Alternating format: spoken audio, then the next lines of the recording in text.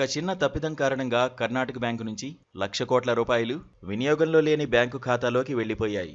తమ పొరపాటును వెంటనే గుర్తించిన బ్యాంక్ 3 గంటల్లో ఆ మొత్తాన్ని వెనక్కి తెప్పించగలిగింది.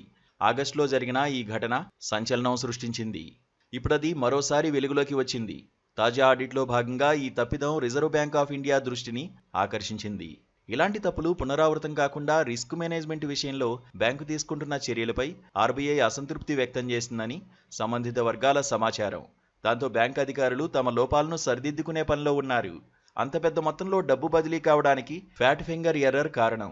ఒక ట్రేడర్ లేక డేటా ఎంట్రీ వర్కర్ అనుకోకుండా టైపింగ్లో తప్పు సమాచారాన్ని ఎంట్రీ చేయడం లేక వేరొక కీని ప్రెస్ చేయడంతో జరిగే పొరపాటును ఫ్యాట్ ఫింగర్ ఎర్రర్ అంటారు. మామూలుగా వీటి వల్ల పెద్దగా ప్రమాదం ఉండదు, కానీ కొన్ని సందర్భాల్లో మాత్రం తీవ్ర ఆర్థిక నష్టానికి దారితీస్తాయి. కర్ణాటక బ్యాంకు విషయానికే వస్తే ఆ 1,00,000 కోట్ల రూపాయలు వినియోగం లేని ఖాతాలోకి వెళ్లిపోయాయి. వెంటనే గుర్తించి వెనక్కి తీసుకురావడంతో ఎలాంటి నష్టం వాటిల్లో లేదు.